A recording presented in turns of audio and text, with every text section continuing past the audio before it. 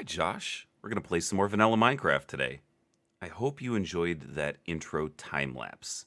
I had a vision in my head of how I wanted it to go, and the first 6 or 7 seconds, the two quick sweeps across the scenery with the Inception music, turned out even better than I had been picturing in my mind. I'm incredibly proud of it, and I think I've watched it about a dozen times just to enjoy how well it turned out. Unfortunately, because of when I recorded the time lapse on a weeknight after work, I sort of ran out of time before I had to get to bed for work the next day, and so we're not completely done here. I'm gonna put more work into this episode, and this area is gonna turn out exactly how I want it. We're gonna pare back the hill a little bit over here, and I think we are gonna make at least a walking path or a small alleyway through here, as I've mentioned in the past.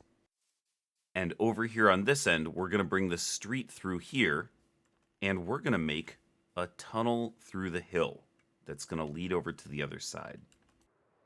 Now, where the tunnel comes out on this end, I think right around here, it's going to lead out to the rest of the city that we're eventually going to build over here.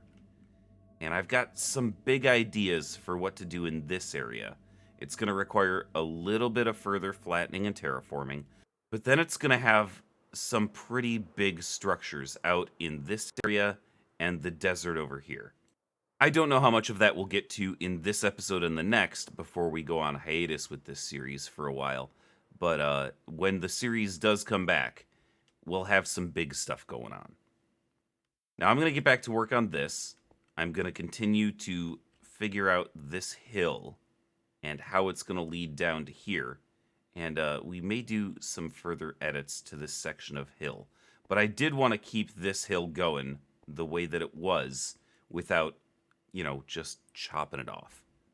So why don't I get some more work done here?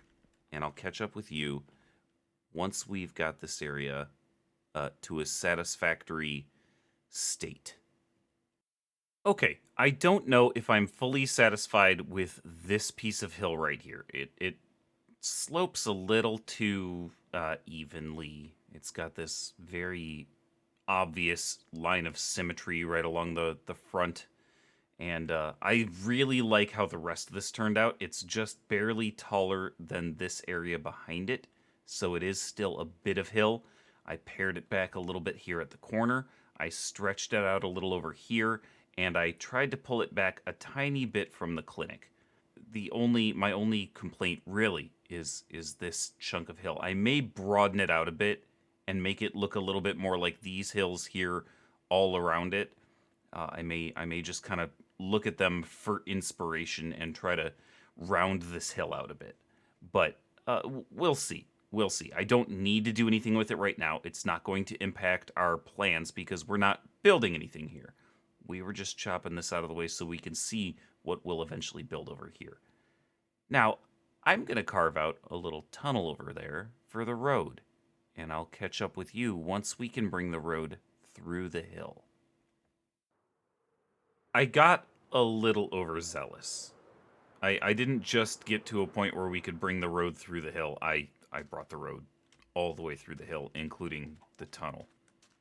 I decided to design this tunnel to be a little reminiscent of the Detroit-Windsor tunnel that goes between the U.S. and Canada.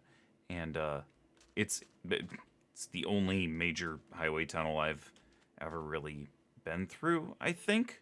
No, that's got to be wrong. It's the only one I remember, that's for sure. Used to go through it all the time as a kid. And it's very plain, very... Hello, I'll be with you in a minute, sir. Very utilitarian, and it's just, I mean, I wouldn't say iconic because there's really nothing iconic about just a tunnel through a hill, but it really stands out, dark roof, lights along the tops of the walls. This is definitely still gonna spawn mobs. It gets very dark in here, but this is just supposed to be for looks, and we've got a bit of a walkway over here. That seems like a typical standard safety thing, in tunnels. And since it's such a small tunnel, I didn't feel like it needed to be fancy. You know, we don't need to make it really stand out. I just wanted to have something that looked like it wasn't just carved out of stone and dirt under the hill. And so, you know, I kept it simple, and here it is. And now this road is ready to service the rest of the city once we get around to building it. Now, I'm going to deal with this guy. I think I only have 3 mini blocks that I need left. Sir, you only have 1 llama. Where's your other llama, sir?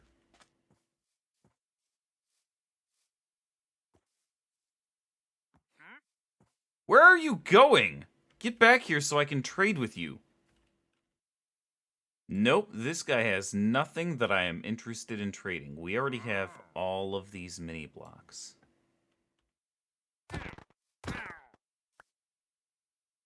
Thank you for your contribution to my head box. Now, I think it's time to move on to another project entirely. I have plans today for this area. And I'm really, really happy with the design I came up with. So why don't we get to work? Are you up for another time lapse? I think we could use another time lapse.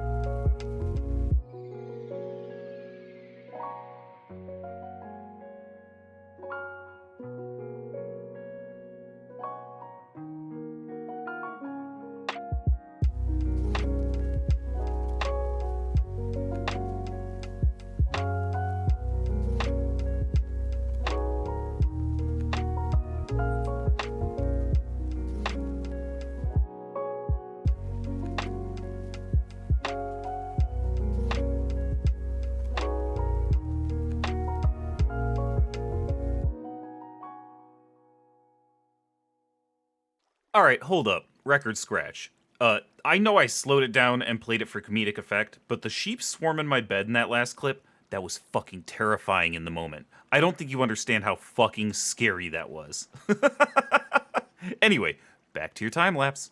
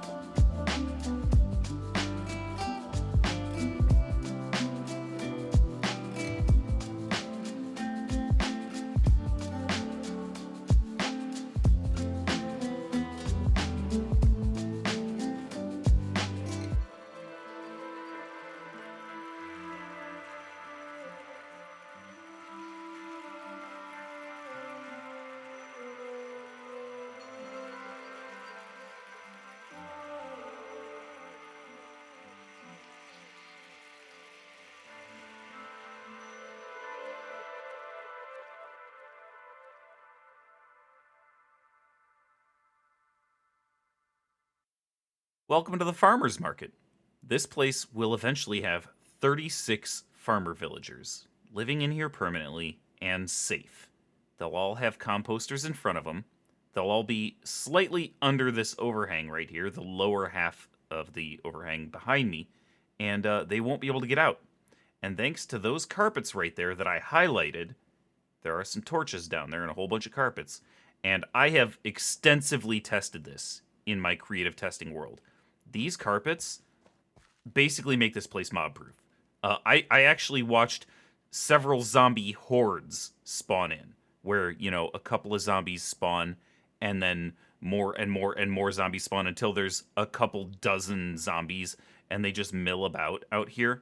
And actually, I watched zombies hang out here, and once I had all the villagers in place, they would hang out right here, going back and forth like they were trying to get to the villagers through the shortest means possible. And they couldn't figure out why they couldn't get through the leaves. They never even came over here after I had all of the villagers in place. The first time that I tested this, I only had villagers in these 3 spots in this stall right here. And the first zombie horde spawned, and about 20 to 30 zombies just did this back and forth. They never pushed each other over these carpets. They never tried to get in. They just could not figure it out. They thought this was a gap, and this was fence, and this is leaf, and they couldn't get in. But once I had all of the villagers in place in the testing world, 1 or 2 zombies at a time would mill about right here, and they just walk back and forth, figuring out that they couldn't get in. And so this place is completely safe. It is fully lit, thanks to these on every stall, these little lanterns, and the jack-o'-lantern heads, and strategically placed lights. Some shroom lights in each of these corners, and then here in a few spots in the central circle, or square, or whatever you want to call this. The central area. Another thing I feel like I need to highlight, this stall and this stall, I pushed them 1 block closer to the center because I realized that I was building them off center, and it looked really funny having them pushed so far away from the central area, and it really made this path feel a little bit narrower. We've got some crops growing in here. Some of the melons and pumpkins are starting to grow in. Some of the carrots and beets are already mature. These farm plots are just for looks. I plan to have a very, very extensive auto farming system put in place in the future. Maybe over there. Maybe in a very large masking structure. That's going to look pretty cool. But that's a plan for the future.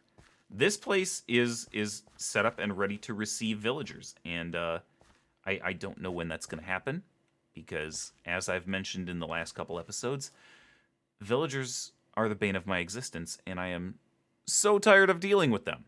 So I just think we will not for a while. I missed a block right here. I need to put something in here.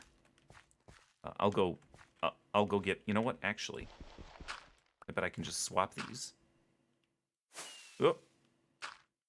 Yeah, there we go. I'm trying to make this place look as rounded and easily traversable as possible. I believe I also missed this one right here and this one right here. I want it to feel like it's rounded, and I know that that's difficult to do with the, Minecraft square block palette. But we'll do the best we can with what we've got. And so far, it seems to be going pretty all right.